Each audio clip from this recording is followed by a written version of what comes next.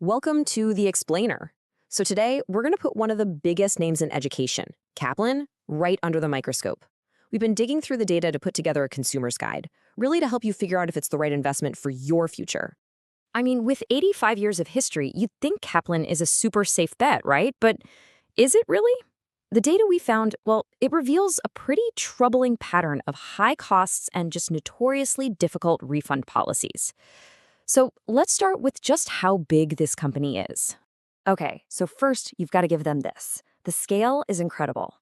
Kaplan is an absolute titan in education. We're talking over 1 million students every single year, spread across more than 400 locations around the globe. So yeah, they are without a doubt a massive player in the game. But, what's the real story hiding behind those huge numbers? We actually dug into thousands and thousands of reviews, and what we found? Well, it reveals a pretty major disconnect. So check this out. On Glassdoor, which is a platform for employees, right? The reviews are actually pretty decent. A solid 70% of over 2,600 people said they'd recommend working at Kaplan. But, and this is a big but, that's the view from the inside. The story changes, and I mean dramatically, when we look at the reviews from the folks who are actually paying the bills.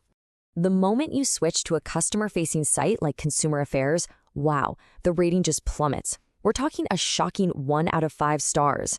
And get this, that's based on over 400 reviews from actual students. And listen, this isn't just some random number. It points to a very clear, very concerning pattern. The most common complaints all circle back to the same serious, recurring problems. Huge issues with refunds, outdated content, and a customer support team that's apparently just unresponsive right when students need them the most. A lot of those negative reviews are tied directly to the cost. So it makes sense to decode that price tag, right? Let's take a look at what you're actually paying for. And the costs, they're all over the map. I mean, you can find some test prep stuff for under $100, sure, but then you have degree programs that can cost tens of thousands of dollars.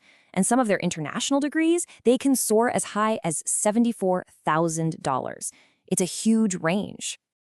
And it's not just the big sticker price you have to worry about. You've really got to be on the lookout for all the hidden costs, the ones that seem designed to catch you completely by surprise.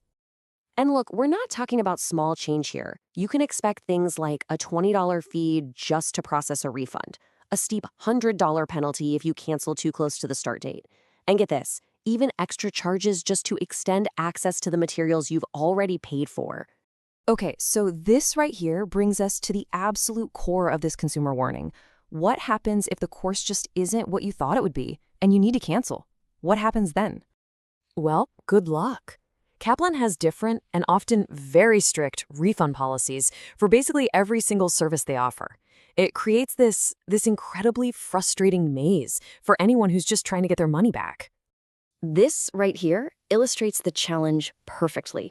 Think of it like a gauntlet. For some of their courses, you have to jump through a whole series of hurdles. And the biggest one, the real killer, if you've so much as glanced at the online material, your refund could be denied completely. And you have to keep this in mind. Even if you do everything right, you follow all the rules to a T, many of those initial fees, for applications and tuition, they're often non-refundable right from the get-go. The second you pay, that money is just gone.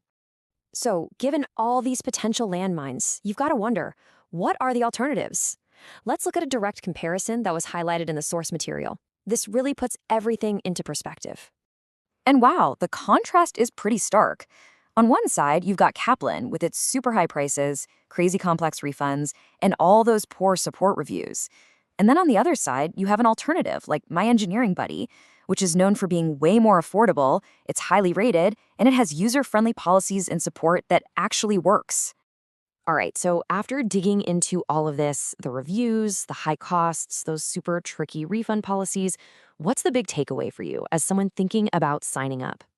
It really comes down to a balance sheet, kind of like a pros and cons list. On the one hand, yeah, you've got a massive established company with a huge catalog of courses and a long history. But on the other hand, you have some major red flags coming directly from consumers.